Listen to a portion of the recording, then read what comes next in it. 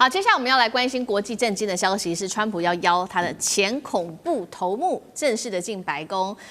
美国翻脸拉拢叙利亚的原因为何呢？等一下会做关心。另外一回，中国大陆方面，习近平则是反手出击了，他的秋季外交包括了欧洲、东南亚国家都排队要投靠中国，中美两大在外交上面的势力，等一下竞争一起来做解读跟关心。好，我们赶快看到这是最新消息哦，叙利亚的总统夏拉，我们来看到11月10号在白宫跟美国总统川普举行了这个叫做历史性的会谈。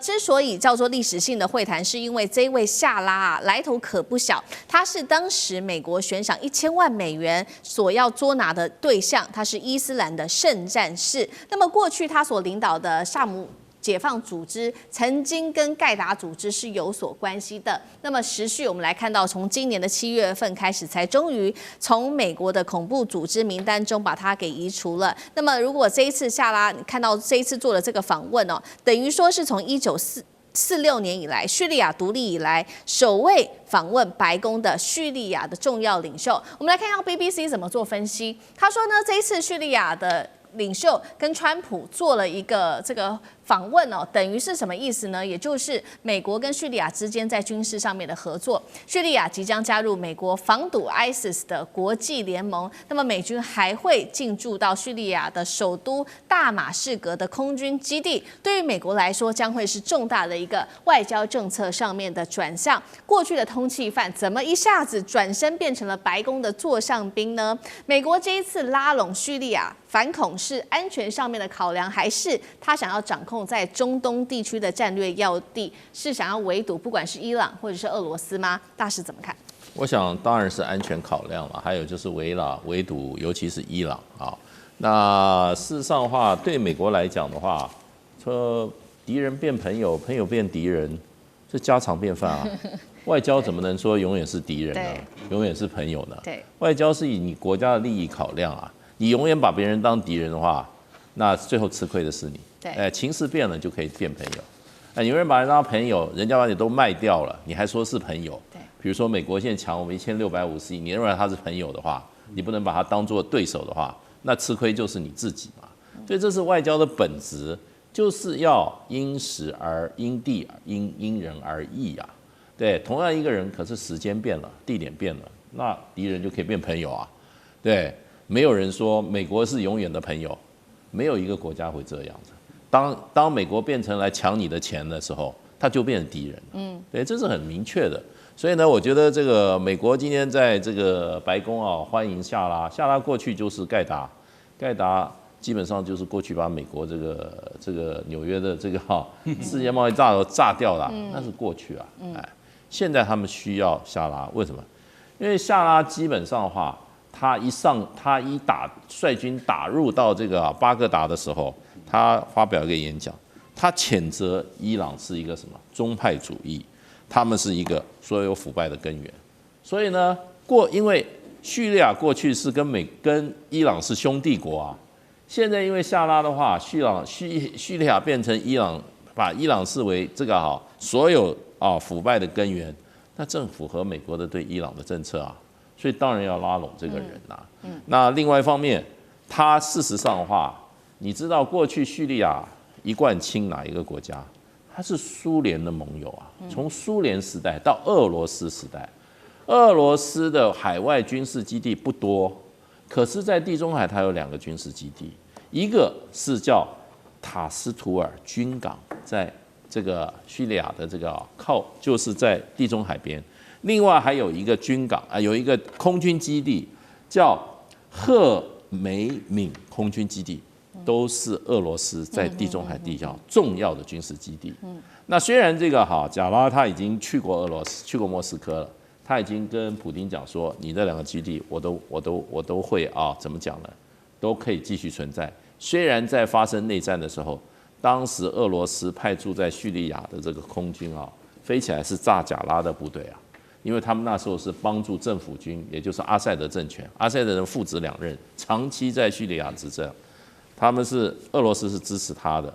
那被贾拉推翻的那个阿塞德政府，那个阿塞德人现在住哪里？现在住在俄罗斯啊。对，所以呢，俄罗斯同样我还是支持这个支持什么？可是支持阿塞德，可是贾赖来找我的话，我也接见了，这就是外交，没有永远的朋友，也没有永远的敌人。那对美国人来讲的话，先切断伊朗在整个中东地区最重要一个盟友就是叙利亚，切断了叙利亚跟伊朗之间，伊朗这个所谓的什叶派的一个新月的一个王国那个新月下来，透过叙利亚再往下面是谁？是黎巴嫩啊。黎巴嫩对于这个以色列最大的威胁是什么？真主党，真主党也是这个什叶派，回教什叶派的进度。那他的给养，他的这些飞弹啊，他的火器啊，这个过去从哪里？从这个叙利亚这边过来啊。那现在把你这个叙利亚把它切断以后，那真主党他也就这么孤立了。所以美国当然是从这个战略考量，情势一变，敌人杀得血海深仇，可以立刻坐下来怎么样？拿香槟酒来干杯啊！看的是什么国家利益啊？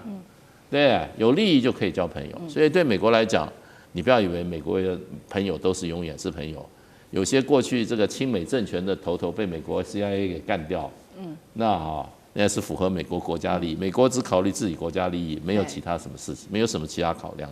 好，美国基于安全上面的考量，国家安全这一次看叙利亚做朋友要围堵，不管是伊朗或者是黎巴嫩真主党是下一步。那么接下来我们要来看到，那中国大陆方面呢，他现在交的朋友，尤其是习近平现在展开所谓的秋季外交，两个国家今天我们会特别来做关心。第一个就是西班牙，等一下我们也会来关心到的是泰国。先看西班牙的国王，这位是菲利佩六世，11月10号正式的他飞到了大陆展开他登基以来首次的访中行程。他在成都先参加这一场中西的经贸论坛，接下来会转往北京会见中国国家主席习近平。那双方预计会签订很多的合作，那这当中跟影视也有关系，跟农产品的全面贸易也有关系，被视为是中欧关系解冻的一个重大的信号。接下来中国会把西班牙视为是一个外交跟商业上面打入欧洲的一个重要跳板吗？尤其是这个中美在对抗的一个格局之下，尚志哥怎么看？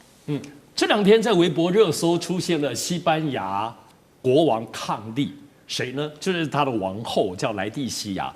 她在出席场合当中一身黑，黑色套装、黑色包包，全身都黑，但是气场十足。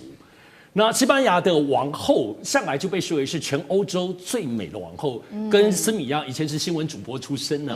所以呢，她这次这个气场刚好随着国王一起来，引起大家的关注时尚感十足。所以刚好也让这一次的此行当中新添了很特别的话题。但我们知道，其实中国跟西班牙的关系在2024年前2年是很恐怖的。为什么呢？一开始有两个，第一个部分是华为的部分的他们使用的东西，当然这几天欧盟也在逼全欧盟的所有的国家要把华为的通信全部去掉了那么西班牙也被盯，因为过去西班牙是用华为的通讯设备。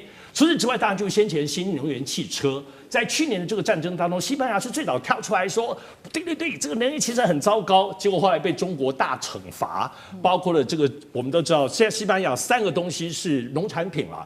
第一个部分就是西班牙的猪肉，尤其它的火腿、橄榄油跟另外葡萄酒。所以后来在真的是惩罚之后，西班牙赶快调整，马上就弃权了所以这个部分调整很惊人，而且调整之后，中国马上给予回馈所以我们看到这个回馈当中，就是这一年非常非常惊人首先就是说，我们看2024年现在陷入低谷，可是一下子就是最先反弹。反弹的关系应该是所有欧盟国家当中跟中国反弹最好的就是西班牙，也为什么这次国王跑来？我们看今年的第一季呢，相较于2024年，其实中国跟西班牙的部分的进口贸易，我们看数字啦，大概就500亿美元，听起来没有很多但是呢，在今年第一季整个成长了24%，然后后来每一季、第二季、第三季都还是20几%，是因为等比的部分成长。所以我们看背后是什么？除了中国不只是开放了原先既制裁的刚刚讲的这些猪肉啊，包括橄榄油跟葡萄酒之外，而且还扩大了很多的投资我想其实大家注意，这里头就刚刚其实思明讲了出口，中国大陆后来发现，因为西班牙就是一个农业出口国家，所以它其实工业各方面制造业都非常落后。所以中国大陆现在其实在过去谈的部分，恰好就是在这2年，特别是经有大笔的推进，其实包括了什么？因为电商。很多中国大陆的电商要进欧盟、欧洲的国家当中，以西班牙做他们的跳板，总公司欧洲总公司设在那里。对，有电商就有冷链，有冷链就有很多的工业就导入。除此之外，也包括中国大陆在那边投资了新能源的产业园区，这里包括也宁德时代对于新能源的零组件。不是做全部啦，一些零组件要补充的也都在西班牙设厂，因为那边就有农业嘛。所以西班牙因为中国引进了这些工业跟制造业的时候呢，其实刚好就可以弥补，然后来交错。西班牙国王这次后面还总讲到北京会拿到更多的优惠，我们现在已经确定中国会开放牛肉。也开放樱桃，这已经是定了。所以到北京之后呢，应该会拿到更多的中西的合作的更多的贸易数字。好，我们这次看到这一次中国大陆跟西班牙的合作，也算是透过西班牙，中国大陆正式的再次的打开整个在欧洲的一个大门哦，商业大门。那另外一方面，在东协国家这边也有所进展。刚刚说在秋季外交嘛，除了在欧洲国家，我们看到东协这边11月13号，另外一场重要的会议就是泰王了。泰王自己亲自的展开了对中的国事访问，这一位是泰王瓦吉拉隆功，这也是中泰建交50年以来泰王首度的访中哦。那双方会展开的合作，包括涉及到天文啊、机器人啊，甚至是文化、软硬实力等等。另外一方面，这个挪威的外交大臣也在这个时候本周抵达北京，会来做外交。首次的有泰王访问大陆，显示中泰关系的重要里程碑吗？这一次习近平的秋季外交攻势主轴，干哥又怎么看？好，瓦吉拉隆功这次访问中国意义非常重大。为什么？50年来，泰国王室没有到中国正式访问，为什么？因为泰国跟台湾的关系比较密切，大家都知道，对不对？1963年的时候，也就是长达60多年前，泰王蒲美蓬到过台湾来访问，从此以后，中泰的关系就很不好，就是国王都跑去那边了，然后为什么这么中断那么久？大家有没有想过这个问题？问题就出在瓦吉拉隆功身上，现任的泰王身上。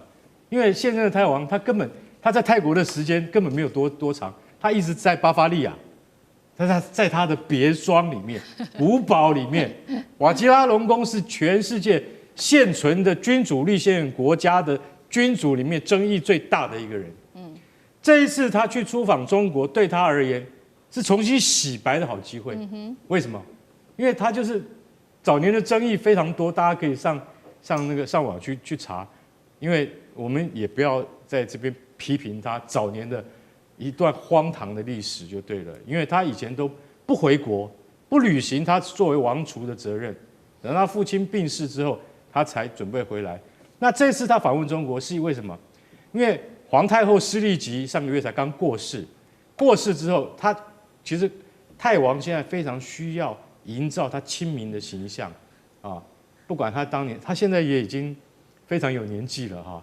虽然说之前有一段荒唐的岁月，可是他现在必须要重新塑造他亲民，然后对于国事非常的重视，然后跟外交上面能够建立一些功勋，让民众都看得到。